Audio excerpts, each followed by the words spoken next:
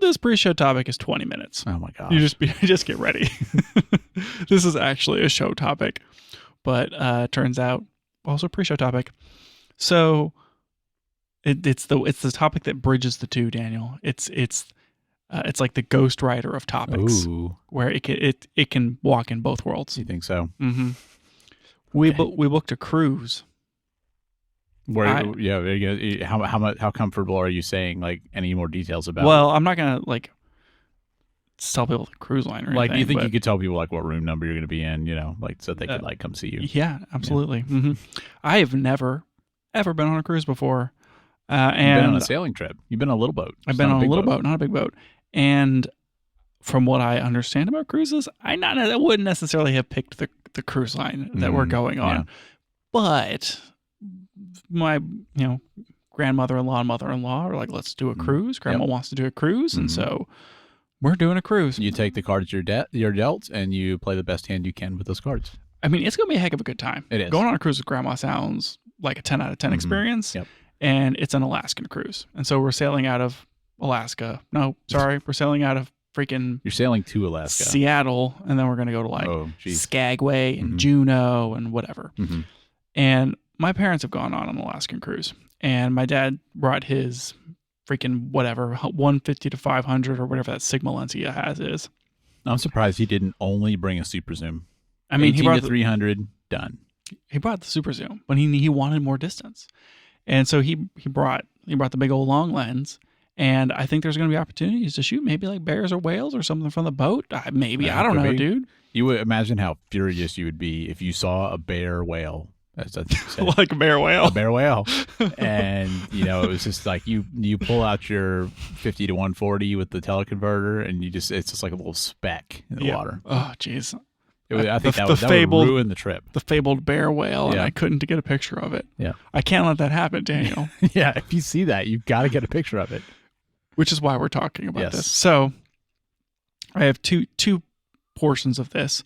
One, over here in my secret show notes, I have a large language model generated list of typical subject distances based on focal length. I have not. What do you mean by that? I have not verified any of this information. When you say typical subject distances, is that saying like you can shoot a person 75 yards away? Like what do you mean? For instance, Daniel, say you had a 50 millimeter lens. Okay. What distance is that good for the subject? If you're taking a picture of something or someone, what's a good distance for that? I know you could just shoot landscape, whatever. Yeah. But if you were trying to like take a picture of a, I don't know, bear whale, how far away is the bear whale from you if you have a 50 millimeter lens? And you want to be able to at least resolve the amazing characteristics of the combination of a bear that is also a whale. Yeah. Yeah, I mean, you're going to need quite a few pixels, quite a bit of detail to understand what you're dealing with there. A 50. Mm-hmm. Am I giving this like in feet or something? Yeah, give it to me in feet. I also have meters on this list. Oh, meters. I mean, you can give it to me in meters. I don't care. Our European audience give me a love range. That. I mean, I don't know, like 25 to 40 feet. For a 50 millimeter? I mean, well, I guess we're not necessarily talking about a portrait. Like you're saying, maybe it's a person, maybe it's a bear whale. Yeah. Maybe it's like your dog. I'm gonna say 100 feet. 100 feet. Okay. I don't think we're on the same page here as far as how this game's gonna go, Daniel. Because if you didn't know, we're playing a game. You may need to give me something to anchor. When I put my 35 millimeter lens on, I feel like that's good for taking pictures of things, people. For me, my 23 millimeter on my Fuji is what I'm talking about. 35 millimeter equivalent, full frame. Okay. 4 feet to 8 to 10 feet is kind of like the range in which you're wanting the subject to like fill the frame. To an extent, yeah, okay. Right? Like, here's the thing I'm taking a picture of, like how close do I want to be to that group of people or whatever. Yeah. If I'm like shooting on my 16, which is a 24 millimeter equivalent, that's like 3 to 6 feet in my opinion. Where if something's 3 to 6 feet away, this is like the perfect lens. So in that case, like a 50 would be like 10 feet ish. Sure. Yeah. So this LLM says 5 feet to 10 feet. Okay. And so what I'm trying to get you to guess here is what ChatGPT would think is the appropriate typical subject distance for a given focal length as a range. And I'm going to give you some focal lengths and you have to guess. Okay, fine. Because ultimately, I'm going to need some help deciding how long of a lens I need to take to Alaska. I mean, if you're on a cruise, you're not going to be very close to the bear whale. Like I'm worried that there may not exist a lens that would fit these criteria. I don't know, man. Well, like you're on the cruise, but you get off places. Like here's a tour to go see a glacier and like get up close to things. Here's like where you can ride a train and take pictures of, I don't know, mooses or something.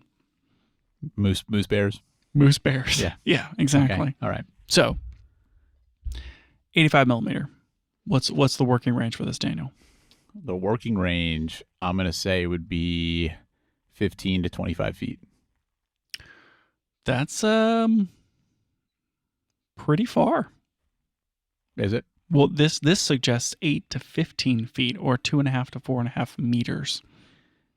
And what was the low end of that? 8 feet? Mm-hmm. I mean, that's pretty close. That's like for an 85. That is pretty close. That's a mid-body portrait. Yeah, at best. Like you're not capturing a whole person in that frame. I would say you could capture a whole person with an 85 at 20 feet. At 20 feet, sure. Not at 8 feet. No. Okay. All right, let's start working up the range here, Daniel. Okay. What if you had a 135? Well, yeah, a little bit more distance there. I mean, if we're saying what ChatGPT would say, I feel like it's like 20 to 30 feet. Surprisingly suggests 12 to 25 feet, which is pretty short in my opinion. What is ChatGPT doing with these lenses? Like, they just like want a close up of somebody's nose? I think they're taking candid portraits / stage is what it's suggesting for a 135. But man, I could see 15 feet being a good close range if you're trying to get like a mid-body portrait. I mean, I'm just thinking about like if I was, because I've thought about getting that Sigma 135, and if I had that for event stuff, I just can't imagine shooting anything within 15 feet with that. I don't know. Well, then this is what I'm trying to figure out, Daniel. Say you got that 135 Sigma, and say you wanted to take a picture, like a full body picture of somebody, across a room. How far away are you? I mean, I feel like I'm 20 feet away. I feel like you could be farther. You probably could. I mean, you could certainly be far. That's the thing. Like, you could certainly be farther and still fully resolve the picture and just like crop in or whatever if you wanted to. Because I'm thinking like in a big room, I can use a 70 to 200 and like across the room, I can get, a full body shot of somebody. And that's a pretty good distance. If I'm at 200 millimeters, I feel like 60, 50 feet is kind of the extent where I could take a picture and not want to crop. Yeah, probably so. Yeah, if you didn't want to crop, sure. Which, oddly enough, 20 to 40 feet is what this is suggesting for a 200 millimeter. Still seems a little close. All right, Daniel. The 20 feet is what seems close. Yeah, I'm going to kind of start ignoring these shorter ranges. Daniel, let's say you got a 300 millimeters. Really stepping it up there. What's that? What do you think this top number is? Ballpark. 50 feet. 75 is what this is suggesting. It really accelerates there. Yep. Sports, stage, large wildlife, like a bear whale. Maybe I only need 300 millimeters. Maybe. What about how far do you think something has to be for 600 millimeters, Daniel? Having never shot on a 600 millimeter lens. Yeah. I mean, I'm kind of just having to imagine, but this is my problem. Yeah. I mean, so you could take the 300 number and double it. Potentially, but I feel like it's not necessarily a linear progression, with this kind of thing. So I don't know. I mean, I'm kind of thinking like 175 feet. This says 100 to 250 feet. So that's a wide range. Pretty wide range, but not too bad. 600 millimeter lens. I'm curious what the angle is on a 600 millimeter lens. Angle of view. 250 feet is substantial. Like that's a decent range. This is not helpful. It's pretty far, Daniel. 250 feet. That's that's like it's like almost 100 yards. It's like most of a football field. It's somewhere in the proximity of 75 meters. Yeah. which is longer than is an Olympic swimming pool 50 meters or 100 meters? I think 50. 50. It's longer than an Olympic swimming pool. It's true. You could have a swimmer on the board, and you could be on the other side of the pool and get like a decent photo. That's true. Like a portrait.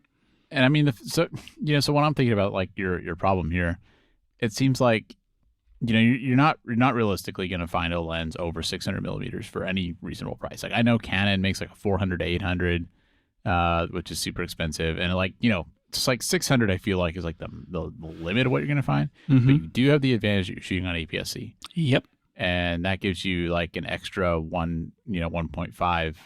Mm-hmm. So like if you get like a 100 to 500, then like you get what is that, like basically 750 on the long end. Mm-hmm. So I think I feel like you're gonna need to get something that's like most of that range. Like to me, 300 is maybe not good enough if you're thinking you'd want to take a picture from the boat, but 400, 500 seems like it would be. Mm-hmm. According to this chart that I have here, it's suggesting that air quality matters more than lens sharpness at 600 millimeters. That doesn't really surprise me. Feels true. Yeah, like conditions and just all that stuff. Heat, all those things. There is no heat in Alaska, Daniel. There is no heat in Alaska. It suggests that at 1,000 millimeters, seeing conditions are dominate image quality. Yeah, I think I agree. It's also suggesting over 700 feet as the range for 1,000 millimeters. Wow. It's impressive. Yeah. We're talking curvature of the Earth. Mm-hmm. That's like 215 meters. But since you brought it up, Daniel, what is a lens that I could budget for? Yeah, I mean, I can't help but notice that you happen to have a list of lenses here with prices. Oh, would you look at that? Yeah. What are the odds? Yeah. And yeah, I'm curious what you would be thinking in this range. I'm kind of reviewing these options here, as I look. Well, see, Daniel, there's this 70 to 300 f4 to f5.6, which is linear motor and weather sealed, and is a Fujifilm native lens, and accepts the teleconverter. Does it accept both? Because there's a 1.4 and a 2x teleconverter. My understanding is that, yes, it does accept both. And you have the 2X? I do. Yeah, because you have the. That's a pretty tempting option because it's less than $1,000. Mm-hmm. And the app, it's a pretty fast lens. I mean, it'll slow down if you use the teleconverter. But, so what does that do? It's going to... The 2X takes you down 2 f-stops, I think. Right. So that's going to get you to like F. Yeah, we got in trouble on that one before where we were just like, oh, it's 2x on the f-stop, and that's not what it does. Yeah, I think it's 2 stop. Well, no, because somebody said it doubled and then doubled the f-stops or something like that, which is different than 2 stops. Right. I do think with the teleconverter, it's worse aperture-wise than some of these longer lenses. Like if we look at the rest of your list, like there's a Tamron 150 to 500 f5 to f6.7, that aperture range is better than what you're going to get on the 70 to 300 with the teleconverter. So according to this, it does seem like it is 2 stops. Mm-hmm. So yeah, 5.6 would be f8 on a teleconverter. I think so. 2x. Mm-hmm. Now I will say too though that like at least on this trip, I don't think light is going to be your problem. Like if you're in Alaska, hand motion. It's going to be very, very bright. Motion. So I think that you could get away with a poor aperture. I mean, on these long lenses, we're going to be in the 5 to 7.1 range regardless. Yeah. So I agree. This 70 to 300 feels like that's a sweet spot. And it's not super huge. Mm-hmm. This lens is very reasonably sized. So this is kind of the one I'm probably eyeballing here as I try to look it up on B&H. What's keeping you away from the next one down, which is the Tamron 18 to 300? One, it's a super zoom, and I need to resist my fate as long as I can on super zooms. Mm-hmm. I don't think it's image stabilized. Oh, do you know if that's true? I don't know if it's true, but is the 70 to 300 image stabilized? Yes. Oh, that's a big difference. The Tamron 18 to 300 is DI 3-AVCVXD. So that it means it is vibration controlled. So it is stabilized. But it doesn't support the teleconverter. Does so not you support, top out at 300. Does not support the teleconverter. That's probably a deal breaker. To me, 350 on top of that to be able to get teleconverter support, 100% worth the price increase. Well, I would have. The reason I would have thought that the 18 to 300 would be valuable was less that and more that like it's just you could use the whole range. Certainly, but you know, I got lenses for days, Daniel. So I mean, yeah, you do, yeah. And when I look at this, like the only real competition, so the 70 to 300 feels to me like the best option, and the only real competition I think is the Tamron 150 to 500. And the only reason I'm saying that is because I think on the 500 end, you are getting like a better aperture with that, and it could be more useful to you for other things you shoot. Like if you wanted to use that for like indoor event shooting, maybe that could be worth it. I think the 50 to 140 mostly has me covered in that regard. And I feel like the next thing up from there would be the 200 millimeter f2, which I will probably never be able to afford. Yeah. So the 70 to 300 seems like a pretty good option. There's kind of a few tiers here. There's the super zoom tier, which is the Sigma 16 to 300 and the Tamron 18 to 300, which are both $600 to $700 lenses. They cover a huge range, and they go all the way out to 300 millimeter, which, you know, could potentially capture a bear whale that's 25 meters from me. True. Do you think that since you're saying super zoom tier, that's like that's a mouthful. You think you could just shorten that to like S tier? No, Daniel, absolutely not. Now, and then there's the cheaper tier, which is that 7300, which is like I think it's the most versatile lens on this list. Yeah. And then there's your more expensive, telephotos. There's the Fujifilm 100 to 400, f4 to 5.6, or maybe it's 4.4.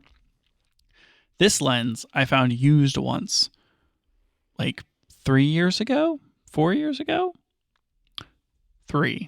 about $1,000. Oh. And I didn't buy it at the time. And now, would you say that is your white bear whale? No, the 200. It'll be my white bear whale. But maybe this one in context of it was a pretty good price. I didn't get it because I bought the 50 to 140 instead, which was the right choice.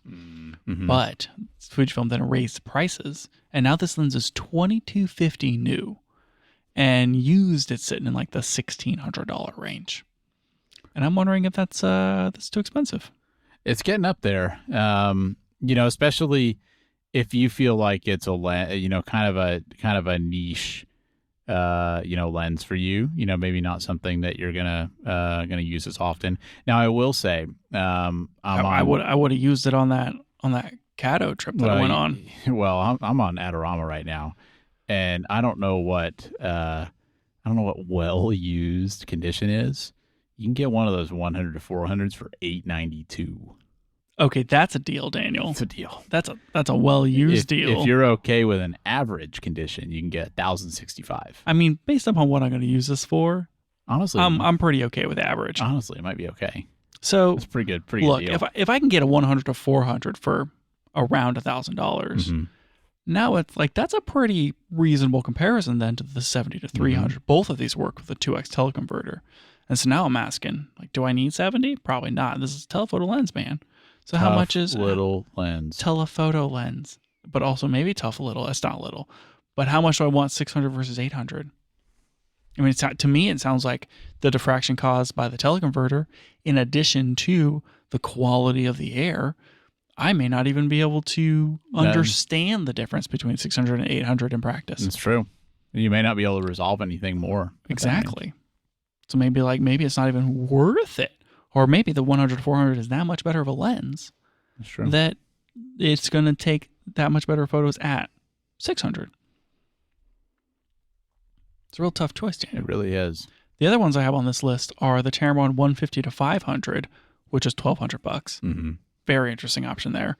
The Sigma 100 to 400, which I don't have a price listed. And then I have the Fujifilm 150 to 600, which is that new zoom that they announced that it's in about 1,900 use. I think that's too expensive. Yeah, that's getting pretty high. I don't think the Tamron lenses work with the teleconverter. Almost certainly not. The teleconverters, almost always just work with the Yeah, native, the first party lenses. Yeah, but native stuff. I think that having a 150 to 500 compared to a 100 to 400, maybe that extra range you can get away without having the teleconverter. That's true. I mean, 500, like you said, sets 750 on a crop. I mean, and you may get better optical quality, not having that extra glass in there. That's my thought here is that without the extra glass, maybe not too big of a deal. Yeah, could be. So what do you think, Dana? Would you do the 100 to 400, the Tamron 150 to 500, or the Fuji 70 to 300? Man, I think if I was only buying new, I feel like I'd go 70 to 300. But seeing that you can get this like average condition 100 to 400 for 1,065, that's pretty tempting. I mean, because for something that you're kind of just taking on trips, like you're not going to be using it for paid work, as much. This is just for me and the bears in whatever fashion they come across, moose style, whale style. Feels worth taking a chance on that $1,000 lens, if you ask me. How heavy is that? This 150 to 500 is that's the wrong one. It's 3.7 pounds or 1.7 kilograms. That's actually not that bad. It sounds like a lot, but it's not that bad. I mean, it's the 70 to 300 is a third the weight. It's 1 pound. Wow. 1 pound? 1.3 pounds. But still, it's a third the weight. That's pretty cheap. And I mean, you know how much I complain. just generally speaking. Just in general, I do know how much you complain. Not even about weights. Can't disagree with that. Just complain. I don't know if I want to deal with the weight. The 100 to 400 is also 3 pounds, 1,375 grams. I think the first party 100 to 400 is probably the better choice over the Tamron. It's first party. It's weather sealed. I kind of think you're right. The there's also there's a Sigma 100 to 400. There is, but the problem with that one, I guess, is you can't use the teleconverter. Maybe.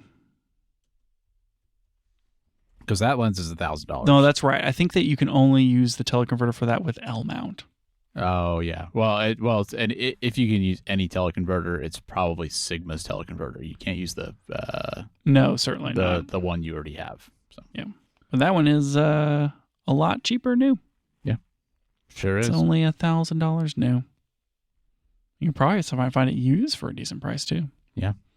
So what do you think, Daniel? How much, based upon this game that we've played, how much distance do I really need? And do I go with which of these lenses do I go with? I really think if you're seeing a bear whale, you're not going to want to get that close to that. You probably won't be able to get that close to it. So I'm feeling like minimum you want 400. Now, whether you get that by getting like a 100 to 400 lens or by using something with a teleconverter, like I think you could go either way. I think the 70 to 300 is probably a more practical travel lens, like in terms of being lightweight and all that. Like it seems like a really good choice. But I think you'd probably get better image quality from the 100 to 400, especially because you could probably get away for some shots without using a teleconverter. So I think like those are the two I would narrow it down to. I think if it was me buying a lens, I would probably get the 70 to 300. I think that's all pretty good. I think I'm going to just generally agree with what your statement there, that if I want it for image quality, the 100 to 400. If I want it for travelability, the 70 to 300 is probably the right call. Yeah. I'm going to have to go look up a bunch of image samples. Yeah, you are. And maybe see where we land, because I don't want to carry around a 3 pound 100 to 400. Yeah. And I think that lens would stay home a lot. Yeah. Because the thing, like the recent stuff that traveling that we did with like the sailing trip and the Caddo thing, both of those I didn't want to bring the 50 to 140 because it's just light. Heavy, right? I want to pack light, and this is gonna be the same situation. I don't want to have to carry that lens, so it feels like light but versatile. Yeah, is maybe the right call here. Yeah, I think probably so. It'd be interesting to see if you can land on all that. Yeah, I mean, I have months to decide. It's not like we're leaving anytime soon. It's later this year. That's true. So you're sure you don't want to get a super zoom?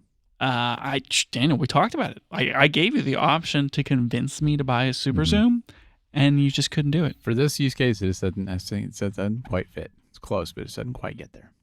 And excellent with caps, no hood, $750 on KEH for the 70 to 300. Not bad. I mean, that seems as much as I want to invest in this situation. It also says no cap, which, if I understand the Gen Z lingo, it means it's pretty good. No, it says with cap. Oh. Unfortunately. You're going to have to give that a little more thought. Yep.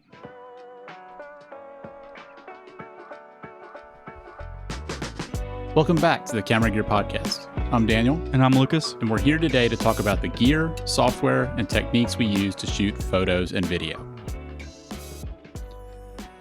I'm hoping that I strategically stretched out that pre-show enough that we have to push the Pixis 12K conversation to next week. That was a long pre-show. I think we could probably get away with that. I mean, I did say that it was the bridge. It was between show and pre-show. Yeah, I think you pulled it off. Sure did. Well, what are we talking about today? We got to talk about Leica. We do have to talk about Leica. I saw this news thing a couple weeks ago and put it on the list, and it just kept getting bumped down, but here we are. This is something. I'm not even sure how to introduce this because we've talked a lot about Leica. Probably not enough. That's not true. We've talked a lot about Leica, and I think the one thing that I always come back to is, Leica's heritage as a film camera company was like the lenses and the hardware and like making the thing, and like that's how they were unique. Yeah. But with the modern current era Leicas with the Sony sensors, the M11 and the SL2 and the SL3 and the SL3S, all being the same 63 megapixel Sony sensor, it just feels that you're not getting anything special out of it because you could just buy that sensor in another camera for half the price. Yeah. And all of the technology features are going to be better. And if it's raw, why can't you just make it look like a Leica in post? And other than the physical attributes of the camera, what's the point? Yeah. I mean, that's all exactly what we said when we talked about the MEV1 a few weeks ago. Right. And I think that for Leica, them reusing Sony sensors is a little bit of a detriment to their value proposition. And if you could call it value. Ha ha ha, just kidding. Well, it kind of calls into question, like, everybody talks about Leica colors, but like, if you're taking raws, like you said, like, where are you really getting the benefit there? Sure, right. I mean, sure, there's like a matter of their pipeline and demosaicing and maybe some input on the sensor design and that sort of thing. But this rumor here, not rumor, I think there's literally quotes from Senor Dr. Andreas Kaufman, that Leica is developing their own sensor. It feels like pretty big news. Pretty big news. Now, like, this isn't crazy. Like, if you go back in time and you go to like pre-M10 era, they designed a sensor, and then Samosis, or however you say it, some French company, Fab, created the sensor. And this was like early 2000s. Okay. And then in the M10, the sensor was created by AMS or OSRAM, OSRAM, however you want to call them. And they still make stuff, but like they're like a European group, ? But they made the M10 sensor. And it wasn't until the M11 that they even like went to Sony for sensor tech. And so them coming out and saying, we're switching manufacturers for the sensor is not new. They've done it for the last 3 generations of cameras. It's just the generations of cameras are a lot of cameras, and it's been a while. Yeah. Okay. That's good context. I was also going to ask, like, maybe before we go further, let's just kind of run through which camera brands do we know of that currently design their own sensors? I think that that's a hard question to answer because I don't know. That's the answer. It's like, I just don't know. Apple designs their chips. Yeah. They don't make their chips. TSMC makes their chips. I don't know to what extent companies like Fujifilm are designing their sensors versus how much is they're taking something that Sony already fabricates. Yeah, it does get confusing because these companies, I would say probably almost none of these companies fab their own sensors. Like even like Canon. I don't know if they're actually producing, like, I don't know if they have a chip fab where they're making the sensor or if they just like give the specs to a different company to design. Right. I'm not 100% sure on that. It's all kind of less tread as far as a topic. Yeah. But and like Fujifilm has their whole X-trans filter array situation, right? It's they've clearly chosen some filter array that goes on this thing that's not, default or whatever. So I think that there's some level of design going on here, though. When we see things like these partially stacked sensor that's 24.5 megapixels that's in the Lumix cameras and the Nikon cameras, that feels fairly cut and dry that that's the same sensor. Yeah. And so that kind of makes you feel like, Panasonic and Nikon probably didn't design that. And the part that they designed is like the processor and image processing pipeline that like reads from that sensor. But then there's the Z9, which has a similar sensor to the A1, Sony A1, Sony A1 II. No, it's not exactly the same. The resolution's different, 50 versus 48 megapixels or something. So it's like those are maybe the same-ish sensor, but maybe not exactly. Yeah. So I think that these camera companies have some level of input, but we do know that Sony fabricates sensors for Panasonic, Fujifilm, Leica, Nikon, Sony, and I think even Olympus. It just feels like when you think about a company like Panasonic or Nikon, I feel like you don't hear them talking about like we designed this sensor or whatever in the same way that you do when people talk about like Canon or Red, or Blackmagic in the recent years, right? Yeah, and or Arri Alexa. Yeah, and I don't know what that means. People, like you said, it's not very clear to what extent they're doing that design, because I think they should get credit if they're designing the sensor and having someone else build it. Like those are two totally separate things, and it's a pretty well, like Apple's chips are a great example. Like everybody applauds Apple's like chip design expertise, and I think a lot of their success is because they're really good at designing chips, and like that's their IP that nobody else is using. They don't have the first clue about how to fab a chip, like that's what TSMC's for. Well, to an extent, I mean, they work with TSMC on. Yeah, I mean, that's probably an exaggeration. Like, they probably know what to do, but like Apple themselves are not really fabbing it. Like, there's another company that does that. And I just don't know. Like, when I think about Canon, it's like Canon has these weird sensors that nobody else seems to have, that have capabilities that other companies don't seem to have. Like, they should get credit for that, And Blackmagic has the RGB WW sensor that like nobody else is using. But on the other hand, like you see like Panasonic and Nikon, for example, kind of tend to use these sensors that you're finding in other cameras. And so it feels like there's like some different thing happening there. Well, I think that, maybe one of the differences here that you can point to is things like the Nikon Z5 has an IMX 410 in it, which is just like a Sony part number sensor. Yeah. And there's a lot of that where you can pull up any given camera from Fuji, Panasonic, Nikon, and be like, what's the model number of the Sony sensor in this thing? Yeah. And usually there's an answer unless it's like a really weird one-off.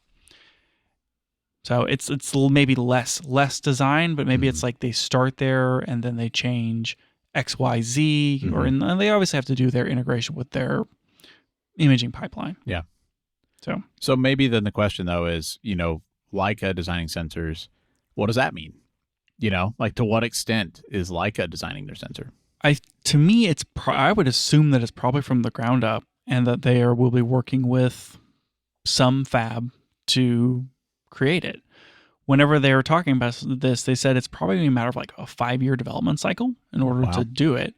But they also said in 2022 that they were starting development on their own sensor, which was like immediately after they announced they were working with Sony. Like, and we're also working on our own sensor. Interesting. So if they started in 2022, that obviously puts our timeline a lot sooner to see some fruit from that. Yeah, like maybe this is a next year, year after kind of situation, because like they've been using the same Sony sensor in a lot of cameras. Yeah, and eventually you can't keep using that same thing. Like I think you're already kind of feeling like oh, a new Leica came out, it uses the same sensor. Like, Yeah. why would I buy this? What makes this one special? Exactly. They do right. need to update that eventually. I mean, and Leica cameras are really good and really cool, Mhm. and like they have super good color and all those things.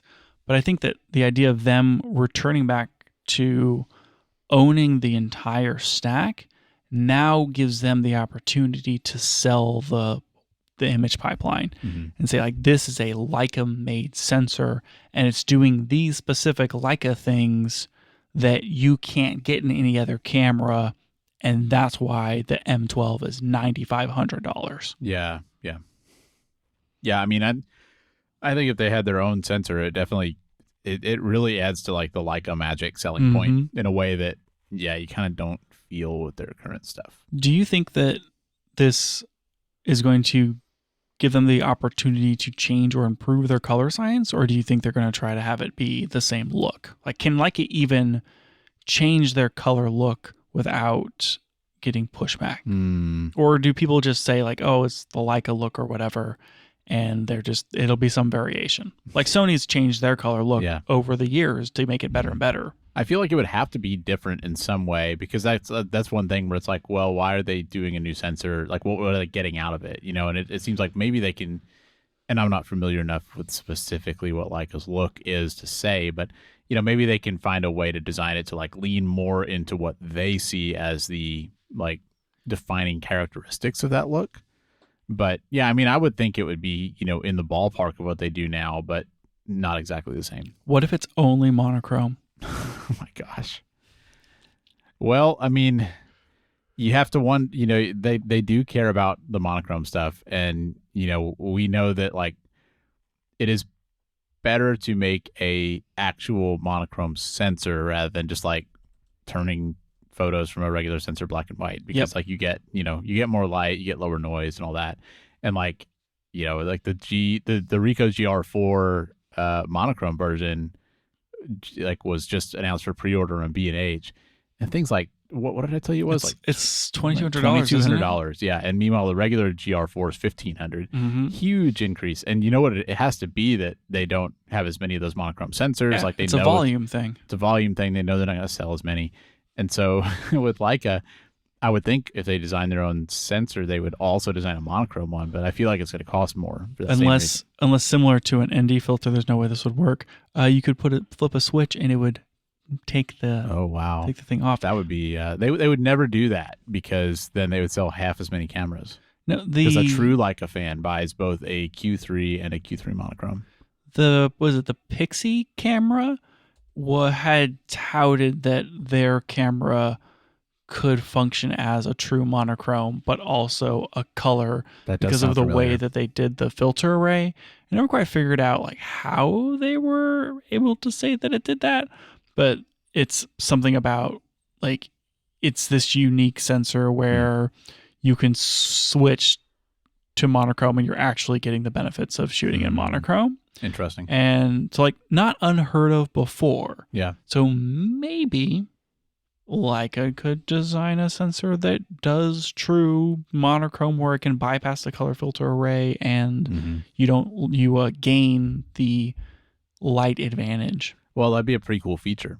It would be a pretty cool feature. It would cut into their profit margin, but it'd be a cool feature. I mean, sure. They would just charge more. Just make everything more expensive. Yeah, they would just literally just charge more. Like that's what Leica does. That's true. This is how much it costs. This is our profit margin. And that's the answer. And there you go. Questions? No, you don't have questions. You're just going to buy it because it's a Leica. It also, I think some of the conversation there is it gives them a little more control of their micro lens design. I don't know how much of this they've had impact on in like the Sony era, but Leica's all real into the concept of like the little pieces of glass that sit on each pixel and how they funnel the light into those pixels. Oh, wow. Is, I think, probably somewhere where they think they can improve, because like Leica is a glasses and lenses, right? That's Leica's thing. That's true. So and it does feel like the kind of minuscule improvement that they would really like latch onto. I'm just saying, like, if they find a way to improve micro contrast. Micro contrast, Daniel. Yeah, I know it's a real term.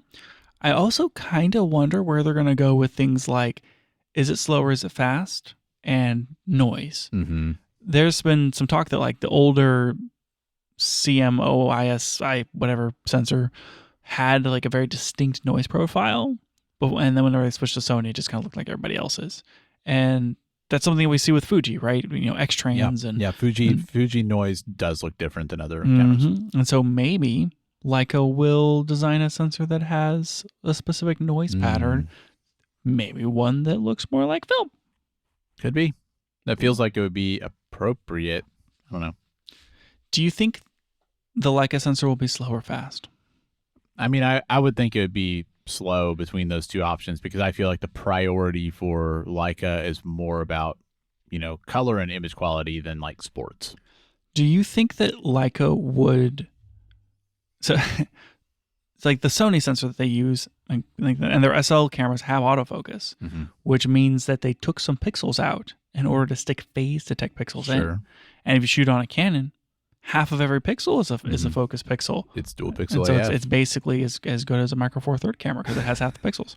So do you think that Leica would say, our sensor doesn't have autofocus because all the pixels are for the image? Can't they do contrast based?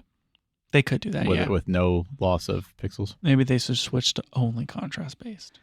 They could. They honestly could. I feel like with the way people use their cameras, they could probably get away with that.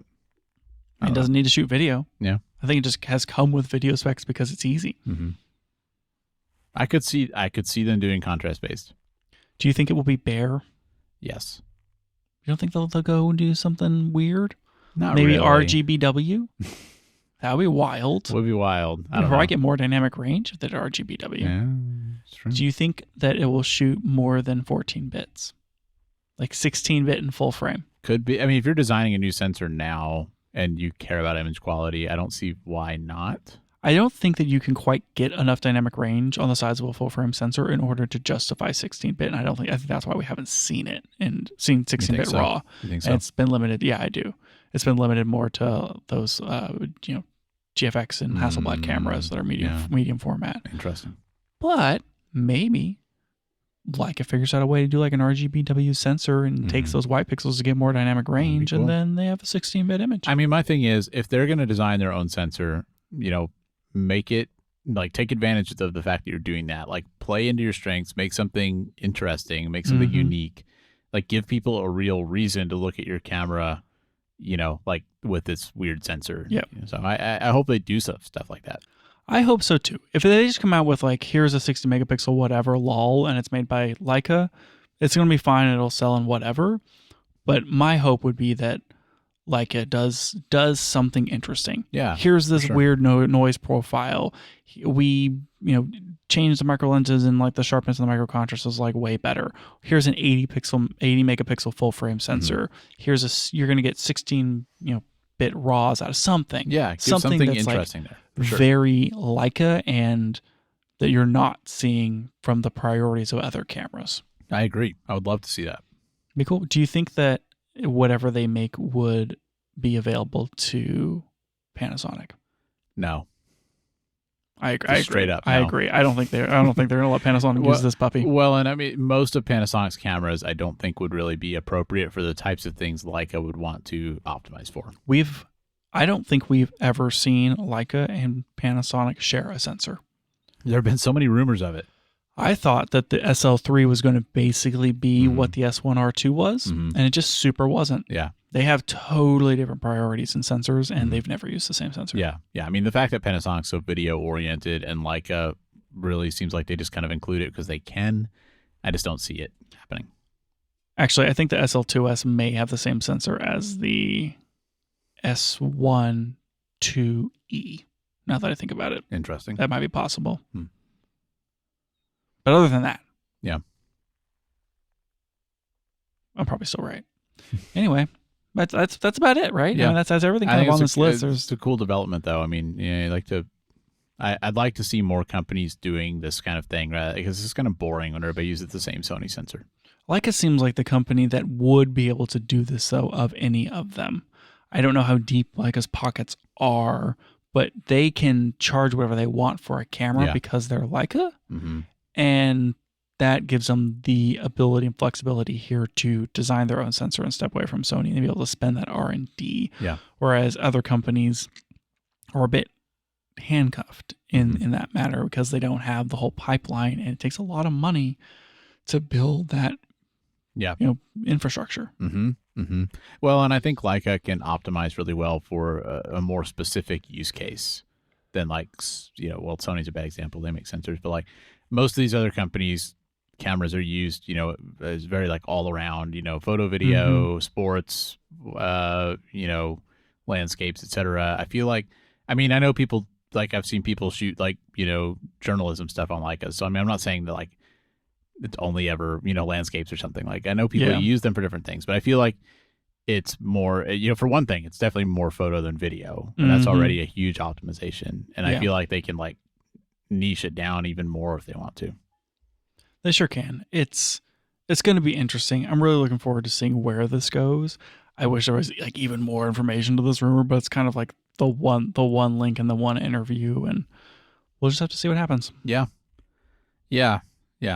Very interesting. I hope the 5-year thing is indeed from 2022 because it'd be nice to not wait like another 5 years. Yeah, no kidding. Fingers crossed there. Yeah. All right, let's take a break, and then I got more similar things to talk about. Sounds good. If you'd like to support the Camera Gear podcast, you can subscribe to us on Patreon. It's only $3 a month, and you'll get early access to episodes, longer pre-shows, and occasional bonus content like written reviews of gear or maybe some photos we've taken on one of our recent adventures. This really does help us pay the bills and keeps this show running, and we'd love to have your support. You can find out more at patreon.com/cameragearpodcast, or there's also a link in the description for this episode. Thanks for listening, and now back to the show. When you made that longer to make my life easier, it didn't occur to me that I would have to listen to it live. Well, you can't have it both ways. What if I could have it both ways? Anyway. Oh, sorry. I got like a notification. I got to go back. Okay. So, Daniel, we talked about Pentax, and then a listener wrote in about Pentax. And I thought this would be a great opportunity to keep talking about Pentax. Your favorite thing. I feel like it kind of fits into the topic we just talked about, though. It does a little bit, because I think that one thing we said in passing was that, is Pentax trying to, like, can they be like Leica?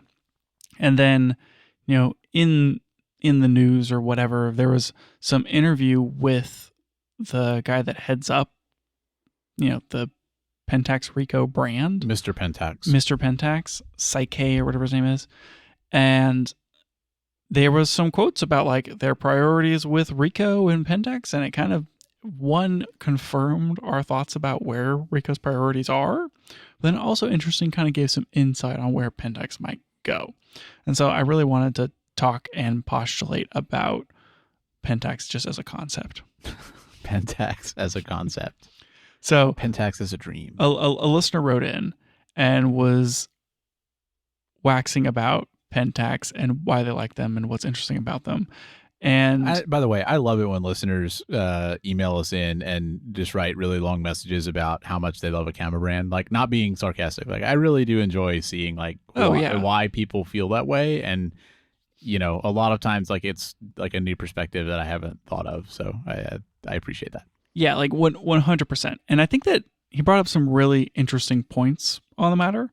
So, like, one of the things that is particularly unique about Pentax that it shares with Leica as a brand is that they are one of the very few manufacturers who are still supporting their original lens mount.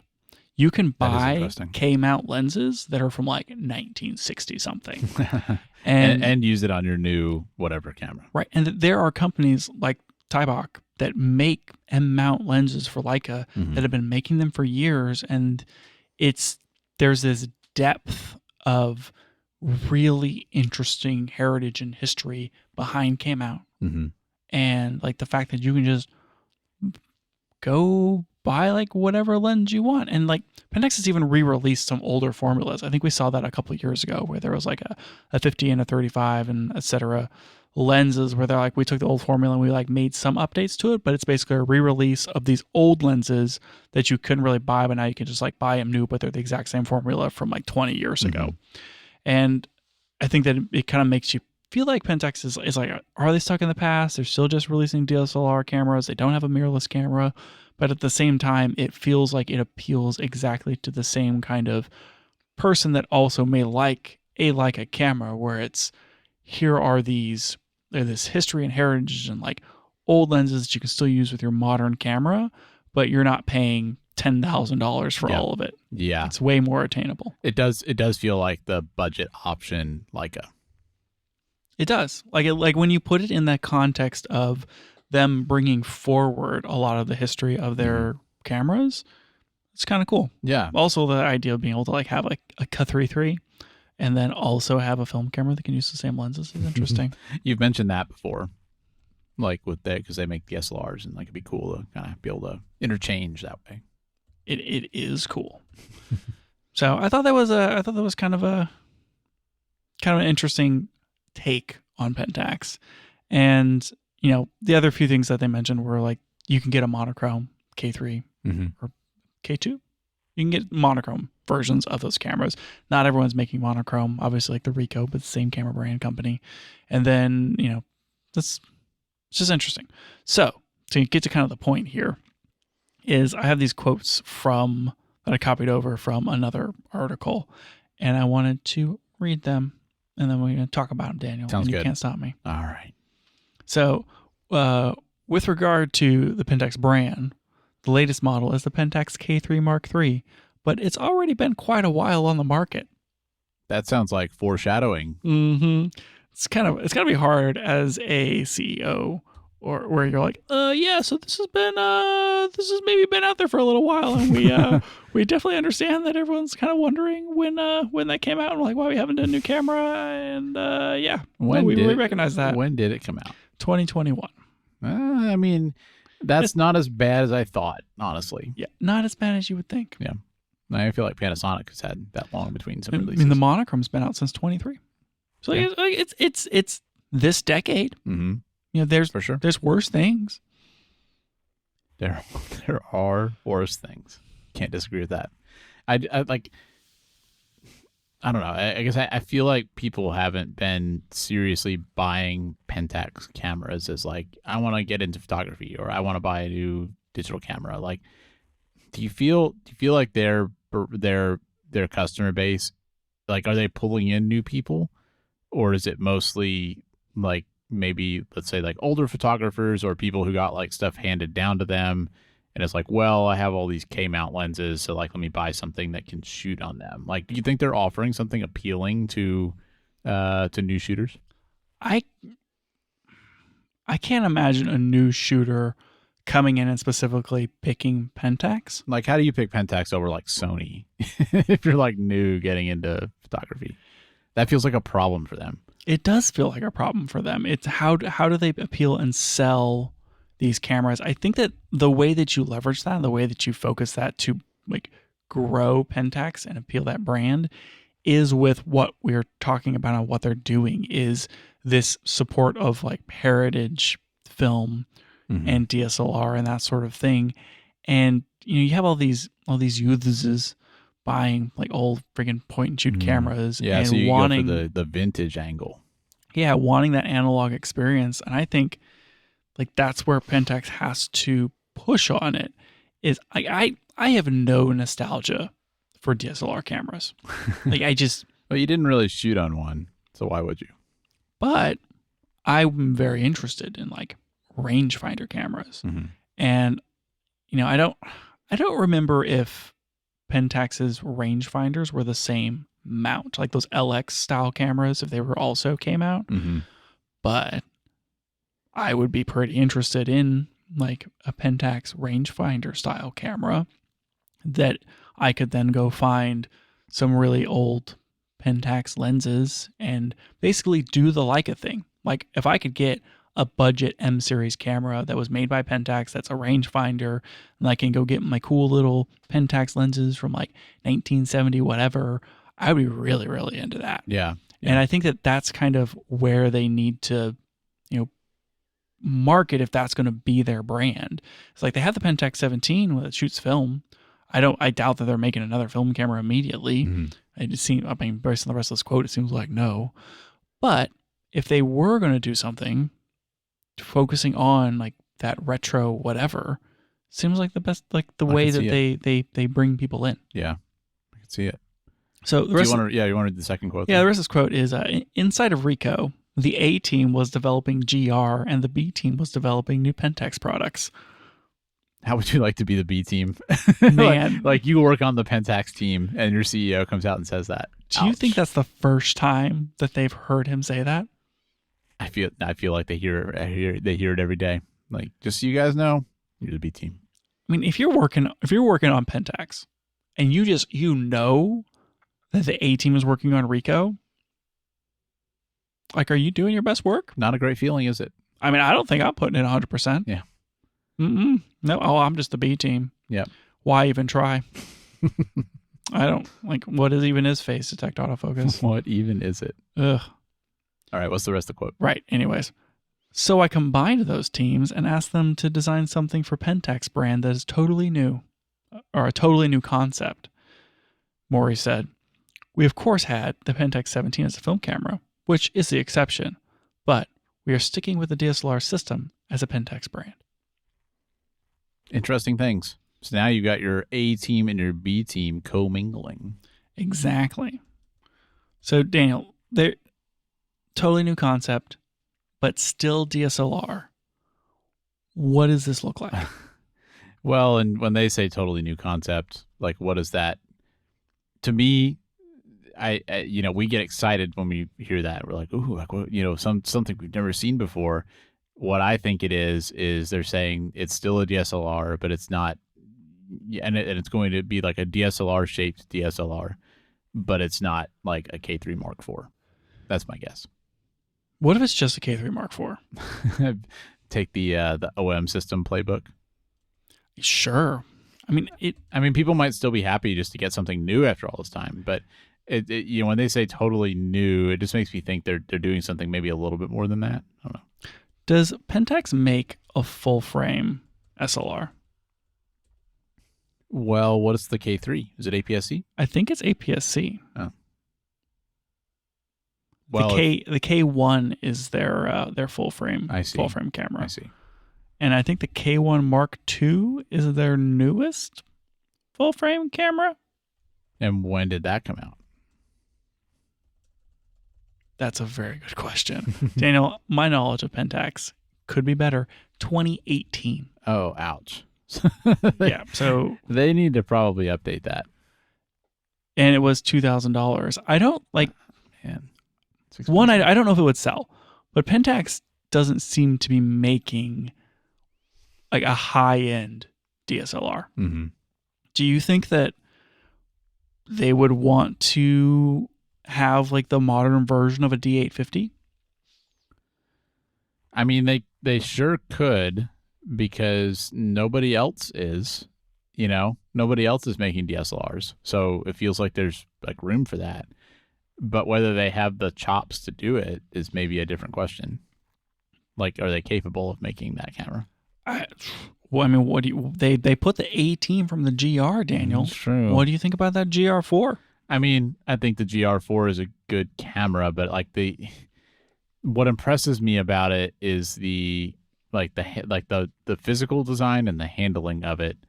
I'm not impressed with things like the software and honestly the image processing pipeline. Like, I think it's really good for what it is, but I don't look at the pictures and like, oh my gosh, these are so much better than any other camera. Like, I just feel like that camera does not demonstrate their abilities in that area. You know what I mean? Like, I'm not saying they can't do it, but it's just like that doesn't give me the evidence to say that.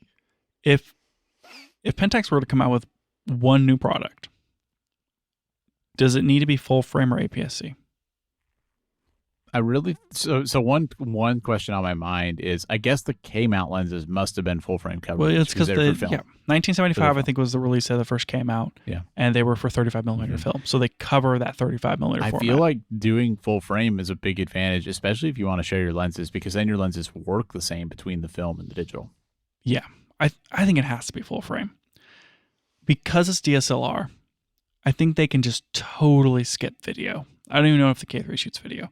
But they can totally skip video. But it also means that because of that's like you have to slap the lens and drop the shutter and all that stuff. I don't know how much rolling shutter matters because it's just mechanical. True. So they don't have to have a fast sensor. That's true. They could just get like a really good high resolution sensor. Yeah. Just get like the highest res they can find and stick it in there. But they have to do that without it costing too much. Right. Because the K1, I think it was like a $2,000 camera. There's no way you're going to be able to convince people to pay like A7R5 money for a Pentax. No. I just don't see that happening. Well, especially because it's DSLR, right? You're not going to really, like, you're not going to have the same autofocus improvements. You're not going to, like, mirrorless with the technological advancements around it has really kind of trounced over the capabilities of DSLRs. Yeah. And so you have to like market it to the people who want like the things out of DSLR. And Pentax seems like it's never commanded the prestige of Leica, where they could just like do the coolest, hottest thing and charge $10,000. I agree. I mean, the K3 Mark III, their value proposition is that you get a better value. Yeah, the K3 Mark III is $1,796 right now. It's like $1,800. Question is, I need to find this out. Is the Ricoh GR4 monochrome the most expensive camera that Pentax has ever released? It's entirely possible that it is, but I think the K3 monochrome is close. I think it's very close, actually. Like the K3 monochrome is $2,200 as well. Okay, so the Ricoh is like $2,250, right? I think it's 22. I'm asking the internet what the most expensive camera Pentax has ever released. And I'm waiting patiently for the answer. We all are.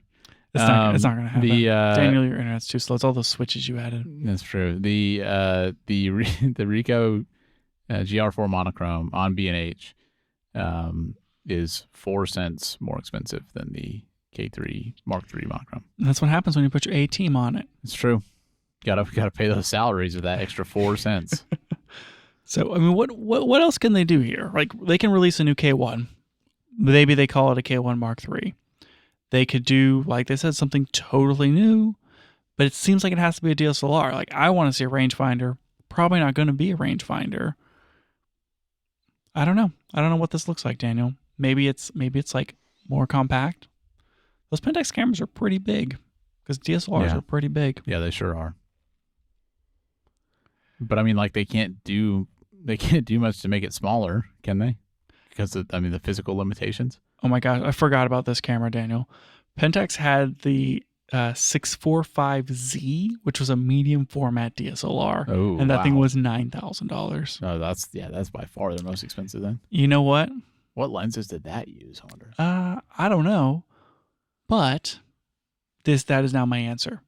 I want a new Pentax 645 medium format. The thing is, a totally new concept for them. I don't think that camera was like, it's medium format in the sense that it's like digital medium format. Yeah, it's bigger than full frame, but it's not like actual like 645. Right. Yeah, exactly. Which is maybe deceptive marketing. Yeah, maybe it is a little bit. I could get that like the Pentax 645 as a 120 film camera was like an effective brand name. Yeah, that's why they did it. But it's like calling the Ford Mustang EV a Mustang. Or like when Ford put like 4.9 liter engines in the 5.0 Coyote Mustangs, and they just put 5.0 on the side, and they were like, it's a brand, not an engine size. Yeah, okay, guys. But the 645Z was 43.8 by 32.8. Like not even close. Not even close. Like not. They should have called it the 4.3 8. The full frame camera. She can't like 645. They could have called it like the 4.3. I don't know. Could have called the 4.45. 443, the 44432, 4433. Yeah, perfect. That really rolls off the tongue. Sure, I like that idea. Sure does. Let's hope they have the A team of marketing for this new camera. Yeah, no, that's what we need. They're going to come out with the Pentax 4433, and it's going to be a new medium format digital SLR. I don't know about that. Yeah, that's it. We cracked it, Daniel. It's going to cost $10,000, and it's going to compete with the new Hasselblad X2D2. That would be the strangest timeline. I mean, I don't think they ever made a Gen 2. This thing came out like over 10 years ago. Time's right. Exactly, right? It's time. Leica's been talking about bringing back medium format. I mean, maybe Pentax just needs to beat them to it. I think there's about to be a medium format revolution here. Is that what you're seeing? One could only hope. I mean, we're seeing all this development and time spent in, full frame world, and I think we're really seeing the medium format not move forward fast enough because people aren't investing resources in it. Well, I mean, I think that like Pentax needs to do something unique. I think that, like you said, they have a unique proposition with the kind of like the vintage connection to their stuff with the lens mount and stuff. But whatever they do, they've got to do something that's not the same as anybody else. Because like I said, if today, what makes somebody choose, getting into cameras, what makes somebody choose Pentax over Sony? And they can't just keep dipping into the well of like, oh, well, there's people who already have our lenses. Like, they've got to find a way to get new customers. And so whether that's making a new DSLR that does something interesting, or, if they did something like medium format, it's like, well, at least you'd be getting something unique. And that, like, I think that automatically gives them a better chance of being successful if they're not doing the same thing every other brand is doing. They kind of have to either sell the lens mount and like the fact that they have all of these lenses, or they have to sell the fact that it's a DSLR and some people just want to be able to look through the lens. Yeah.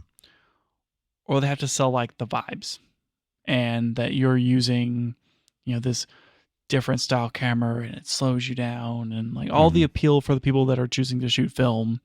I'm sure that they could market a similar concept to the same crowd. Yeah. At that of the three, that feels closest to me to what they would be able to do, because when you think about like the GR4 and the whole GR series and the Pentax 17, they feel more like vibe cam style things. So I could see them kind of leaning into that at like a higher, a bigger camera. I mean, I would still be interested, just because of the heritage behind Pentax, to see them do something that competed image quality wise with flagship cameras of today. Like some people just want that DSLR experience, and if you could have that without compromising on anything as regarding image quality, like, yes, you're going to compromise on like autofocus and that sort of thing, and you're going to have the deeper flange distance, and so you're not going to get quite as sharp of images compared to something like an R5 Mark II or whatever. But like, to a certain extent, if you could get like better than D850 quality images, like something that is better than that camera, which is kind of like the top of the rung with the last real, professional DSLR that we've seen, maybe that would be like interesting. I could see it. Or you have some people who've never upgraded and they're still shooting on DSLRs, and I don't know. It could be I think there's like possibility here. And it's a hard one to crack, and I think Pentax has kind of found themselves in a difficult spot as a brand. And like, the GR line can only support the camera company for so long. We kind of have to see where it goes, right? Yeah. They got the A team on it now, Daniel. They got the A team and the B team.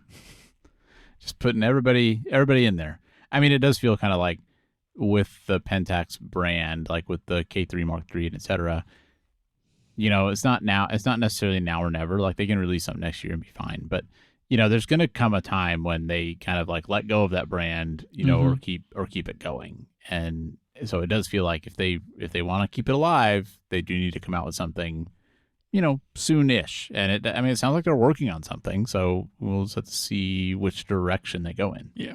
I think the answer is going to be a K1 Mark III. It's going to be super K1 boring. Mark IV, or there's a K1 Mark II. There's not a K1 Mark III. Right? Correct. Okay. I think the answer is it's going to be that boring. This is going to be a K1 Mark III, and everyone's going to love it. I still hold out that they need to do the thing where it shoots digital and film. That would be cool. That would be a totally new concept. It would be it had like a replaceable back or something to let you do that. That'd be really cool. I mean, like you can do that with the digital backs on those Hasselblad cameras. Exactly. Yeah. It would be a remarkable proposition. Yeah. And the camera would be enormous.